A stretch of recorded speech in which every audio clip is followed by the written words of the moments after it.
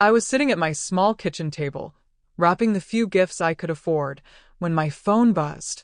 I wiped my hands on my apron, thinking it was my son. Finally, Shamando para saber como eu estava. But it wasn't from him. It was from her. My daughter-in-law. I opened the message, already with that cold feeling in my stomach that only she could cause her. Her words were short, like a sharp stab. We're only inviting you this Christmas out of pity. Don't stay too long, okay? I read it once. Then again. My vision blurred as the letters danced in front of my eyes. Pity. That was the word that echoed in my chest like a bell at a funeral. Not love. Not family. Pity. For a moment, I just sat there, holding the phone calm as mouths tremulous, listening to the ticking of the clock on the wall. I thought of all the nates que eu fiz, em nossa atroz. The nights I stayed up late baking pies, sewing costumes for my son's school plays, making sure Christmas was always magical for him. And now, I was just someone they invited out of pity, like a poor stray being let inside Poor Do. I tried to swallow the lump in my throat, but it felt like there was glass in my throat. I typed a simple answer. Thank you for inviting me. I won't be any trouble. My fingers wanted to write so much more. To ask why. To ask what I did wrong. But I erased every word. I would not give her the satisfaction of seeing me humiliated. Then, almost without thinking, I scrolled up to older messages. Months of cold replies. Left on read. Short answers from my son, always rushed, as if he were afraid she would see he was talking to me. Naquele momento eu entendi.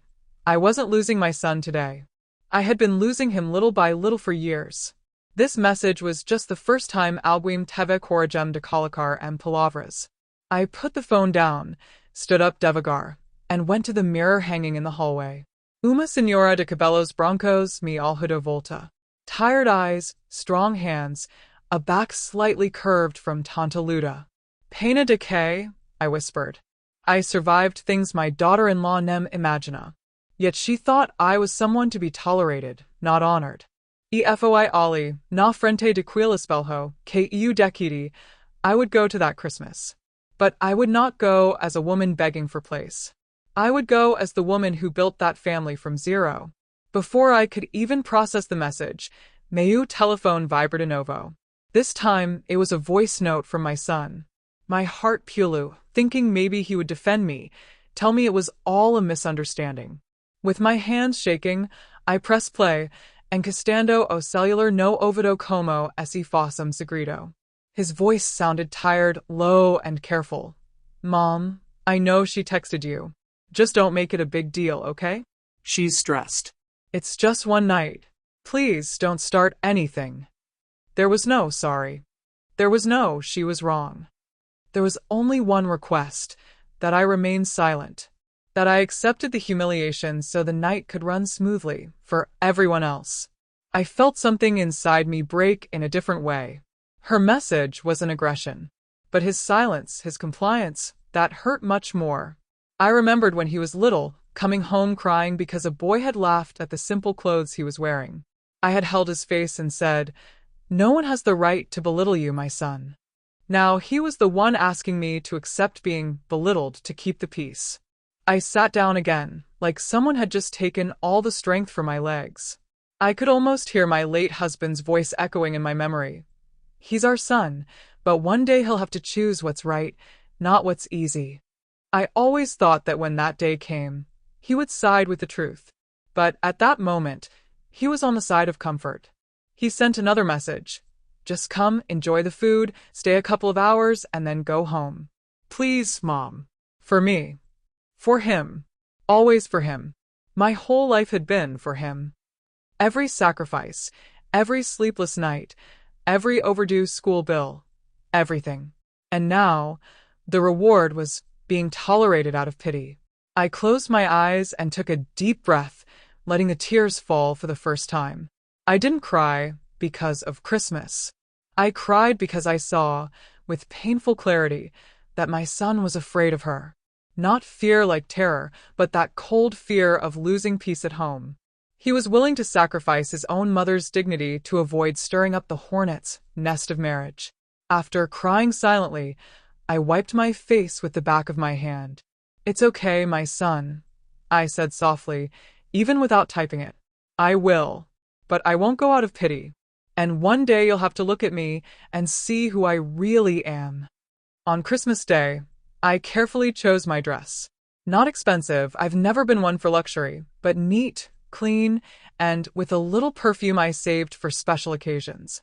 I looked at myself in the mirror and thought, you have the right to exist in this place. You are his mother. Still, my heart was racing, as if I were going to trial. When I arrived at their house, the first thing I noticed was the strange silence. The lights were on, the decorations all over the place, but there was a feeling that I was intruding on something that wasn't mine. As if the walls themselves knew I wasn't welcome. I held my small gift bag, a sweater I had knitted myself, and walked up to the door slowly, trying not to tremble. I rang the bell and waited. I could hear footsteps, a muffled laugh, and then her voice. It must be her. "Just smile, okay?" My stomach churned. When the door opened, my daughter-in-law had such a fake smile it looked like it was drawn on. "Hi," she said, without looking me properly in the eyes. "You made it." I just smiled back. "Thank you for inviting me," I said, even knowing how that invitation actually happened. Inside, the house looked like something out of a decorating magazine. A perfect Christmas tree, a set table, lit candles. There were their friends, some of her relatives, and only one pair of eyes that were truly mine, my grandson's. He ran up to me, genuinely smiling. "Grandma?" He threw himself into my arms, and in that embrace, I remembered why I came. It wasn't for her. It wasn't even for him. It was for that child who still looked at me as if I were a walking home. As I hugged him, I saw out of the corner of my eye my daughter-in-law slightly rolling her eyes, as if that affection was bothering her. She quickly changed her tone and said loudly, "Okay, everyone, this is my mother-in-law. She won't stay for long. She just came to say hi." Some people laughed, thinking it was a joke. But I knew it wasn't. It was a way of putting me in my spot, even before I took off my coat. I smiled, despite the lump in my throat. "I'll stay as long as my grandson wants me," I said calmly, looking her straight in the eye. The room grew a little quieter. She didn't respond. Internally, I knew that house might want to kick me out, but I wasn't going to leave cowering. Not yet. After a few minutes in the living room, realizing I wasn't exactly a favorite topic of conversation, I offered to help in the kitchen. "Can I do anything?" I asked, already knowing the answer. My daughter-in-law replied in that sweet tone that only those who know her can detect the hidden poison. "No, it's okay. We've got it. You can just sit." To sit there, like an uncomfortable ornament in the corner of the room. But I don't like being dead weight. So, when everyone was distracted, I walked softly to the kitchen, following the smell of food. The voices became clearer as I approached the half-open door. And that's when I heard it. My daughter-in-law, talking to two friends, laughing softly. I swear, we only invited her so my husband wouldn't complain. She makes everything uncomfortable. I just hope she doesn't stay too long. One of her friends laughed. "Well, she looks harmless. Just feed her and send her home early." Another added, "Yeah, poor thing. She really looks like she doesn't have anywhere else to go." The word came back again, pity. They didn't know that each syllable fell on me like a stone. They continued, "Did you tell her about, you know?" My daughter-in-law whispered something I couldn't hear, but the nervous way she spoke sparked an idea inside me. There was a secret there, and for some reason I was part of the threat to that secret. I stood there, by the door, one hand resting on the frame, wondering whether to go inside pretending I hadn't heard anything or just go back home. But then I heard my daughter-in-law again, now in a harsher tone. "As long as she stays out of our business, everything will be fine. I just don't want her involved in our money stuff again." Money. Money again. Whenever my daughter-in-law spoke angrily about me, money was always involved. Before I could leave, the door creaked beneath my fingers. The conversation stopped instantly. 3 pairs of eyes turned to me. They tried to smile, but it was too late. I stepped inside calmly, with a gentle smile that concealed the burning anger within. "I just came to see if you needed any help," I said. My daughter-in-law swallowed hard. "No, we're fine," she answered quickly. "You can go back to the living room." I knew that, at that moment, something had changed. Not just within me, but between us. I was no longer just the inconvenient mother-in-law. I was someone who had heard too much. I went back into the room, pretending I hadn't heard anything. That's the thing about getting older. People think you don't listen, don't understand, don't notice. They forget we've survived what they haven't even lived yet. I chose a chair in a corner, from where I could see the tree, the kitchen door, and my grandson playing on the floor with his toy cars. There, in that solitary chair, I seemed invisible, except to him. He kept bringing me toys, drawings, things he wanted to show me. "Grandma, look. I made a snowman." Every time he came, it was as if he pulled me back into the world, reminding me that I still had real importance in someone's life. But I also saw my daughter-in-law watching from afar, with that look of someone measuring time. She said to a guest, "She'll leave soon. She doesn't like to stay out late." As if my leaving was my own wish, not hers. While I sat there, a few people came to talk to me out of politeness. They asked where I lived, if I was okay, like talking to a distant neighbor. Nobody knew about the nights I spent caring for my son with a fever. Nobody knew how many times my husband and I turned the plate over so he could eat first. To their world, I was just the simple mother-in-law, present out of formality. But one thing began to bother me deeply. On top of a piece of furniture, near the tree, there was a pile of envelopes and cards. Christmas cards from friends, family, even my son's boss. There was an empty space, as if a place had been reserved, but was missing. I noticed it because I'm the type who notices details. A red envelope further back, almost hidden, seemed out of place among the rest. My heart told me to take them, but my head told me to respect them. So I just stood there watching my daughter-in-law get more agitated every time someone passed near the cards. Watching my son avoid them completely. It was small but clear. There was something in that pile that wasn't meant to be seen. I rested my hands on my lap, took a deep breath, and thought, they brought me here out of pity, but God brought me here for a reason. And as the night wore on, that reason began to reveal itself. Later, when everyone had gone to the kitchen to get dessert and the living room was almost empty, my grandson approached me with one of those conspiratorial children's smiles. "Grandma," he whispered, "Mom said not to touch the red envelope."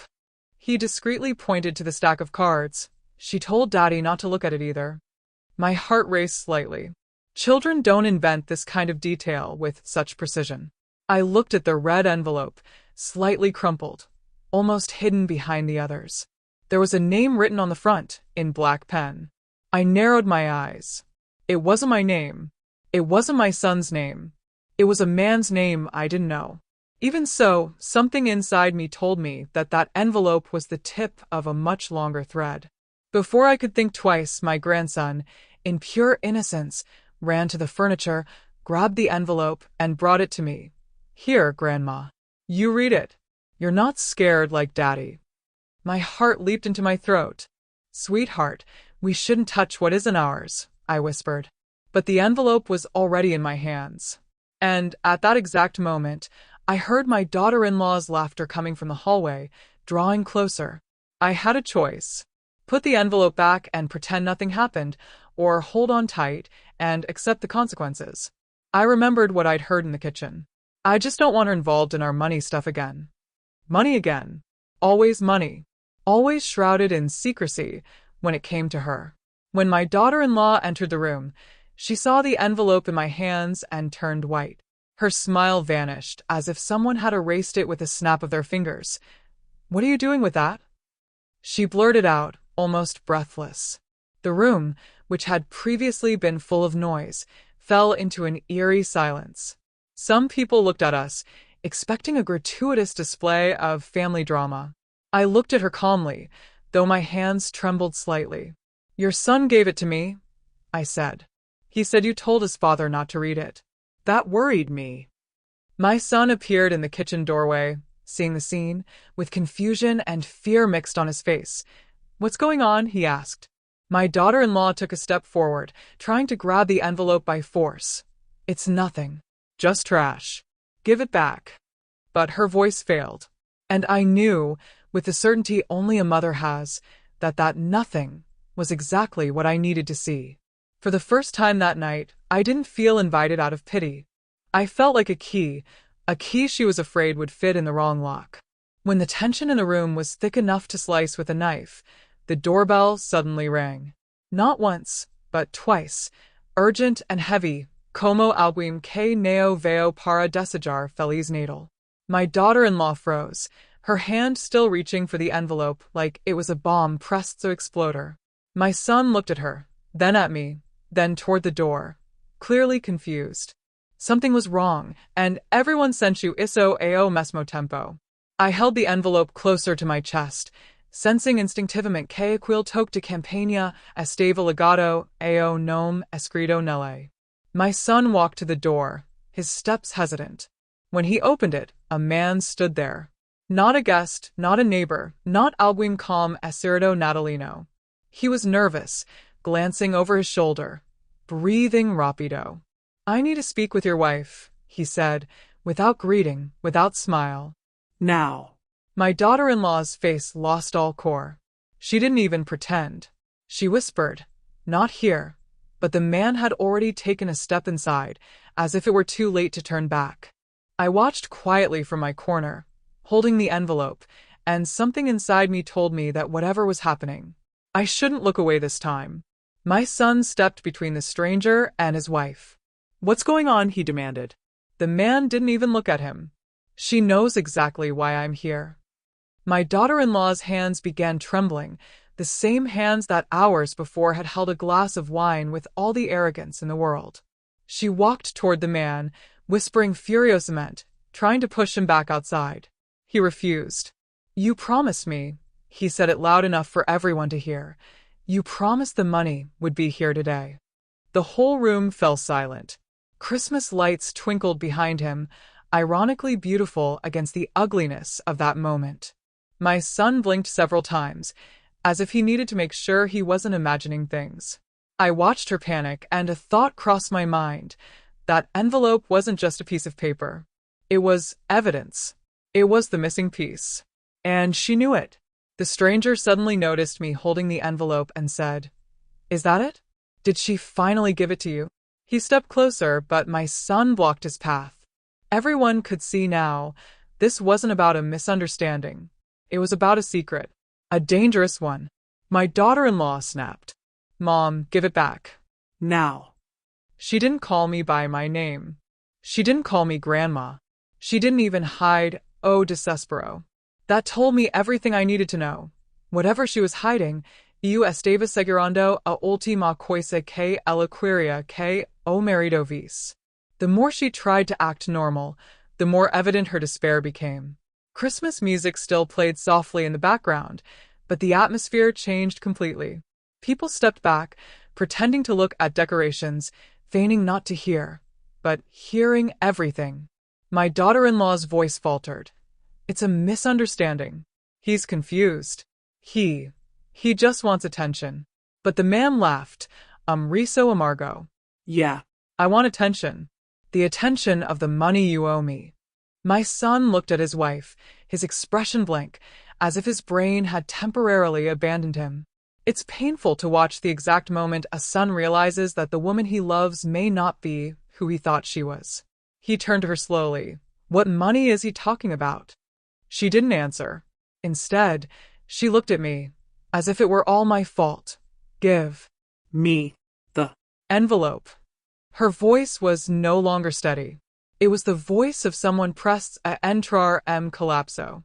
I gripped the envelope firmly. I'll give it to your husband, I said calmly, since it concerns him too. The color drained completely from her face. Her hand shook, her chest moved rapido. No, she exploded. You can't. The stranger folded his arms. So you didn't tell him, he said, shaking his head. You dragged this for months. And used her name, too. He pointed at me. That's low. My heart dropped. Use my name? For what? My son looked at both of us, confusion turning slowly into something worse, realization. My daughter-in-law stepped toward me, not aggressively, but desesperata. Please, she whispered now, different from before. There was no arrogance, only fear. Please don't ruin this. Not today. Her eyes began filling with tears, true or fake. I couldn't yet tell. But I knew one thing. If she was begging, it was serious. My voice came out firm, firmer than I expected. If you've used my name for something, my son deserves to know. She shook her head violently. It's not like that. You don't understand. The stranger scoffed again. Tell her what you did. Tell him too. But she only cried harder, covering her face. My son whispered, Mom, what's in the envelope? Everyone watched.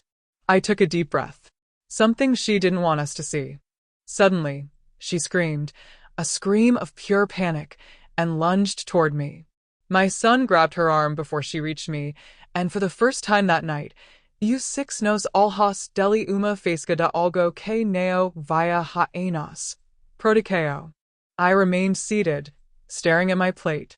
My grandson looked confused and frightened. I reached for his hand and squeezed it gently. "Grandma's here," I whispered. "You're safe." It broke my heart that this was what he would remember about Christmas. Not joy, not gifts, not family, but fear and shouting. Then the voices erupted, no corridor. Shouting. Crying. My son saying things like, "How could you? My own mother? You've destroyed everything." Guests began leaving quietly, coats on, shoes slipping on. The Christmas gathering dissolvendo como nieve na chava. My daughter-in-law sobbed louder. I did it for us. I did it for this family. But the excuse Sovavasia. It always had. Finally, the shouting stopped. My son emerged, eyes red but determined. He walked up to me. "Mom," he said softly, "I need to know everything. Everything she said about you over the years. Everything she did when I wasn't looking." I swallowed hard. It wasn't easy to relive years of silent humiliations. But I also knew this was the moment when the truth was finally taking hold. Before I could speak, he added, "No more secrets. Not in this house." And I realized something. Maybe this was the worst Christmas for them, but for me, this was the first Christmas I wasn't alone. My daughter-in-law came back into the room with her hair disheveled and mascara streaked across her cheeks. She looked broken. But even in brokenness, algumas pessoas ainda tentam sobreviver usando a mesma arma que sempre usaram, manipulação. She pointed at me, voice trembling but filled with accusation. "This is your fault. You were always trying to ruin our marriage. You always wanted to turn him against me." A cold ache spread through my chest. My son turned slowly toward her, disbelief on his face. "Are you blaming my mother for something you did?" She wiped her tears with shaking hands.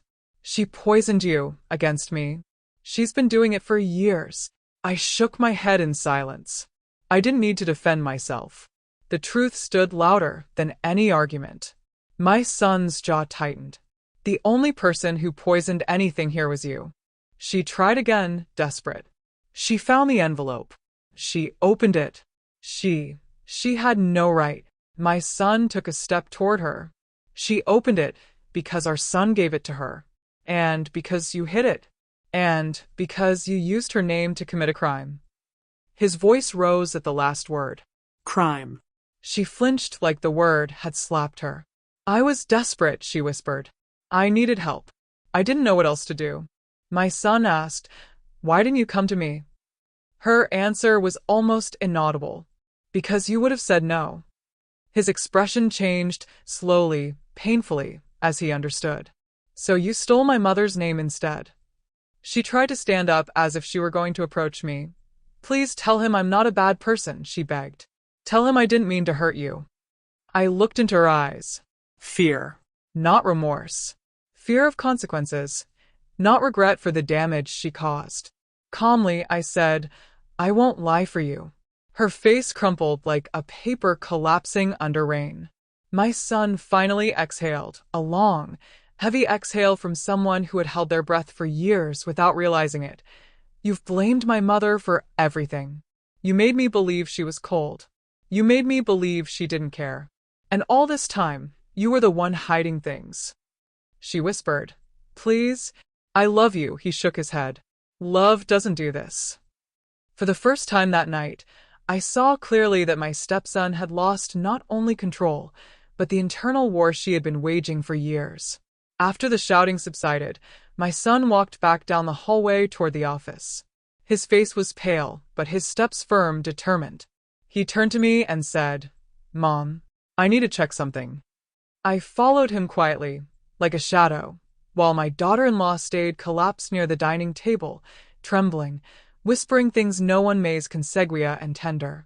My grandson had been taken to his room by a neighbor who offered to help, thankfully shielded from the worst of it. Inside the office, the air felt colder, almost clinical. My son sat at the desk, opened the laptop, and typed a password que sua esposa chava que yeli neo sabia. When the screen lit up, he froze. She deleted everything, he murmured. But something about the way he said it told me he wasn't surprised. Mais resignado, do que chicato. Then he clicked a tiny folder no conto inferior escurdo. One that wasn't named documents nor bills, but decorations. Innocent enough for anyone else. Suspicious enough for him. When he opened it, dozens of PDFs, screenshots, bank receipts, and emails filled the screen. My son clicked the first file. A loan application, using my name. Another file. Fake payslips. More files. Transactions with a stranger. Emails with threats. Messages begging for more time. My heartbeat accelerated com cada archivo que Eli Abria. It was like watching a silent crime film, except I was the victim, and my son was discovering every scene de uma vez so. He leaned back, rubbing his face with both hands. Oh my God, he whispered. She didn't do this once. She used your name 4 times. My knees weakened. I held onto the back of the chair. 4. My voice cracked. He nodded slowly, eyes filled with guilt profundo. She used your identity to get approved for every loan she couldn't qualify for. His hands shook. She dragged you into thousands of dollars of debt without you knowing, Mom. I felt sick. Not because of the money, but because of the betrayal. Years of being humiliated, silenced, treated como un peso, agora tinham un motivo claro. She was covering tracks. Every glare. Every insult. Every you're not needed. Every don't stay too long. It had all been an attempt to push away the only person who could discover her lie. My son stared at the folder like it was a monster. I trusted her, he whispered, voice breaking. I defended her. I turned my back on you because she told me you were dramatic, intrusive, old-fashioned, he swallowed hard. And all along, she was stealing from you. I placed a gentle hand on his shoulder. You see the truth now, I said softly. And that's what matters. He nodded, but tears slipped from his eyes. I'm so sorry, Mom. I'm so sorry. And in that moment, I understood. It wasn't just about her crime. It was about his blindness finally fading away. We returned to the living room, my son segurando o laptop como uma sentenca. My daughter-in-law looked up with red eyes, mascara smeared, face swollen. The perfect image of someone imaginando que ainda poderia manipular o final da historia. When she saw the laptop in his hands, her expression changed. Instantly. Fear first. Then calculation. Then pure panic. Please don't, she whispered. My son ignored the plea. He placed the laptop on the dining table and turned to her. Tell me why, he said. Calm. Too calm. Just tell me why you stole from my mother. She shook her head. I didn't steal. I borrowed. I was going to repay, he cut her off sharply. By forging her name? She flinched. By putting her into debt without her knowledge? Silence. He opened the folder in front of her. 1 click. 2 clicks. 3. The evidence stared back at all of us. Undeniable. She covered her mouth, shaking. I didn't know what else to do. My son exhaled, disbelief in his voice. You could have talked to me, he shouted for the first time that night. You could have asked for help, instead of turning my mother into your scapegoat. Her composure finally shattered. She looked at me, The same woman she humiliated so many times, and suddenly tried to shift the blame. You don't understand. You always made me feel judged. You never liked me.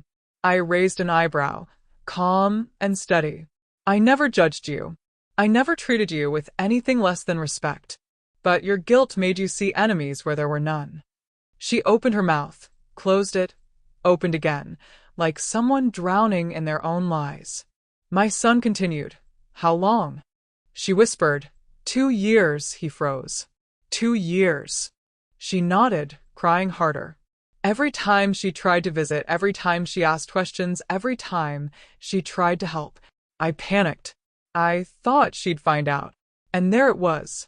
The truth behind every rude comment, every fake smile, every don't stay too long. Every Christmas and Thanksgiving she tried to push me out of. She wasn't annoyed by my presence. Ella tinha medo della. My son stepped back, stunned. You pushed my mother away not because you disliked her, but because you were terrified she'd see the real you. She sobbed uncontrollably. I'm sorry. I'm so sorry, but not one apology sounded real. It sounded like survival, like regret for being caught, not for what she had done. Her mask, the perfect daughter-in-law mask, had finally fallen. The knock on the door came softly, ironically gentle, like a final punctuation to the night. When my son opened it, the stranger had returned. But he wasn't alone this time. A police officer stood beside him, hat under his arm, expression serious. We got a call earlier, he said, and we need to verify a report of identity fraud. My daughter-in-law's knees buckled. She dropped to the floor again, sobbing. Please no, not today, please. The officer stepped inside, scanning the room. My son took a deep breath and said, We have all the documents. I want to cooperate fully. The officer nodded. I'll need to see them. My son handed over the laptop, the envelope, the printed papers. The officer's face didn't change, seasoned, steady, but he only needed a few minutes to understand. He approached my daughter-in-law slowly. Ma'am, I'm going to need to ask you some questions. She shook her head violently. Please, my son, it's Christmas. Please don't do this, the officer replied, gently but firmly. You did this when you signed these papers. My chest tightened. I didn't want to see her dragged away in handcuffs.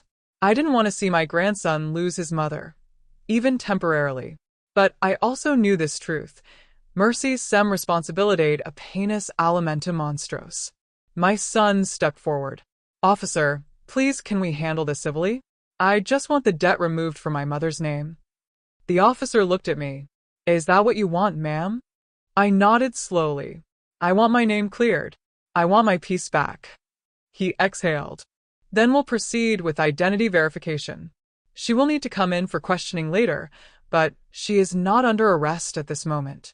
My daughter-in-law collapsed in relief, sobbing so hard she could barely breathe. The officer turned to my son. You have a window to solve the financial part privately before formal charges are pressed. Then he turned to me. You were lucky she didn't use your social security number. This could have destroyed your life. I swallowed hard. Lucky.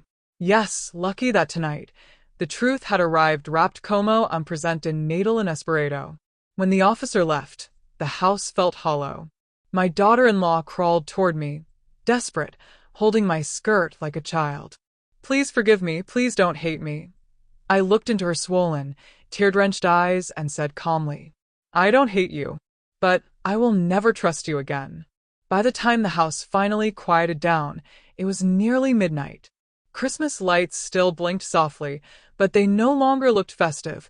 Apenas lembranca silenciosas de diaque neo sia como ninguém esperava. My son sat next to me on the couch, exhausted, shoulders heavy. He placed his head gently on my shoulder, like he used to do cuando era pequeño. Mom, I don't deserve your forgiveness. I wrapped an arm around him.